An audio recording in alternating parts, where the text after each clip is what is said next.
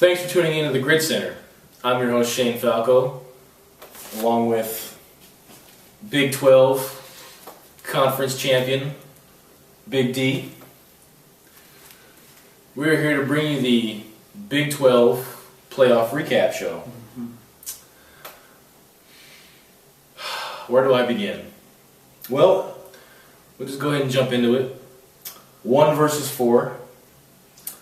Zebras, my pick, against Body Count. Very confident Big D going into the game for obvious reasons. As Body Count brought their game to another level for the playoffs, something they've done before. And it was pretty obvious from the start that the Zebras were not ready to match that. They were confident as well, defensively.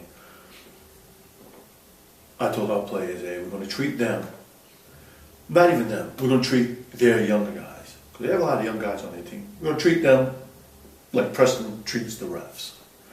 I want you guys to get in there, because, thugs don't reason. Once they're pissed, they're pissed. Even got one of their older players, one of their receivers, what's his name? Well, he won a championship with us, and then he went to play over C. He's one of the elder statesmen over there, and even he lost it. And if we can keep the guys off track and have them not thinking, because, Preston and Dion has been around football for years, flag football as well, and they're always in these kids' ear to let them know this is how we do things, this is how we do things. But if you get the kids riled up, they're not listening. And they weren't listening. They weren't listening at all. Hats off to the Zebras, hell of a season. What are they, 8-2, 7-3? I believe they would finish the season at 9-2. 9-2, I believe. If I had to give out coaching of the year, I would give it to the Zebras coaches.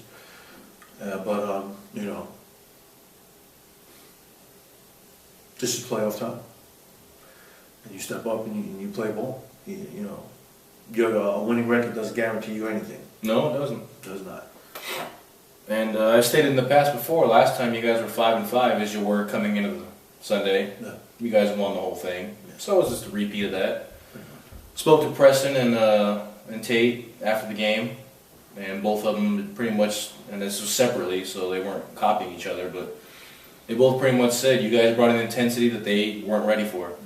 And they came in expecting to be the better team because they were the better team all season. And they just didn't elevate their game. They stayed the same, but their same wasn't at a level that was good enough to win out like how we discussed with lockdown. Yeah. Their level was high all season, so them staying the same did not hurt them because they just played where they were up. Yeah. The Zebras were kind of inconsistent most of the season, so them playing at the same level doesn't help when a team elevates their game like as you guys did. And that's what happens during the playoffs. You get to that formality of lose and go home. During the regular season, you lose, you come back the next week. Play another game. Playoffs, you lose, you're done. Obviously, all that forum talk during the week, guys get logging on, they haven't logged on in like 6 years. Obviously, get everybody focused and everybody to play ball. I don't know if I could say it's that, but there's no evidence being that the knucklehead erased his own post, so we don't even know if that exists. Right. Damn, stickage. I wonder if it had anything to do with the motivation that it was Big D's final week for Body Count. Now this has to do with what you're talking about. Let's go to the 2 and 3. 2 and 3. It was also a rematch. These guys actually wound up playing each other last week prior. And it was Empire, who not only snuck in, but they wound up getting a 3rd ranking overall, and they're playing the Force. They did. Now, unfortunately, I wasn't at that field because both games was going at the same time, but I did witness the last 30 seconds of regulation and overtime. And you can get what you did. I saw parts of it. I was back and forth between both games. Okay. And the it was clear at the beginning of the game that the Force had recovered from their end of season collapse, and they were, again, as we speak of, elevated their game. They were not the same team that had played the last few weeks, and they were refocused and recharged, and they were ready to shut down the conference MVP. And it was a very exciting game, as you said. Overtime, went to 2 overtimes, as a matter of fact. Yes, it did. And a lot of chances to be made, a lot of plays that could have been made on both sides to put the game. I know Empire definitely had a chance to win the game, in regulation even, and just plays didn't happen. It was one of those I think it was one of those instances where the last 4 weeks of the season they were just fighting. They were in playoff mode because they couldn't afford to lose a game. Yeah. And I think maybe it took a toll on them. They were spent. They didn't have anything. They just didn't have nothing left to take. Yeah. They give the Force all they could handle. I mean, 2 overtimes. You can't argue with that. You definitely have your chances to win. But Force made the play that Empire couldn't. Mm-hmm. And there you have it. That's a gutsy call too. When the stakes is high, they could have went for 1 to tie it up, to put themselves in a better position. But they decided to go for 2, and I'm not knocking anybody's decision on that. I mean, who wants to be there playing 5 or 6 overtime games? Hell, let's just get it over with. So it's a gutsy call. It didn't work in their favor, and I'm pretty sure Empire rebuilding. They'll probably be back there next year. Or maybe they won't. We'll see. Yeah. The going for 2 was a theme of the day. The essence of the whole play, yeah. That was 2 overtime games. And I think it's something that'll rehash itself later on when we talk about some other games. But Yeah. So, with that being said, Empire moves, or Lockdown, Force moves on. Okay. Sorry, Yeah. Force moves on to face Body Count, Yeah. and this is a game where the 2 teams played in week 1. Mm-hmm. The Force winning that game In overtime, yeah. in overtime by 1 point. I know we don't want to discuss that 1 point, Nah. and That's a damn shame what happened to that ref, too. Yeah. and then there's also a game that featured a sluggish Big D out of the gate, trying to chase down Dent in overtime, and didn't work out too well. But for all it didn't work out well. For all the ragging I gave on It's motivation. on Big D, Big D had young legs this past Sunday, Motivation. and definitely was intense. I'd like to see that. It was nice. You guys faced off in the Force, and from the get-go, it was all body count. I can't argue with that.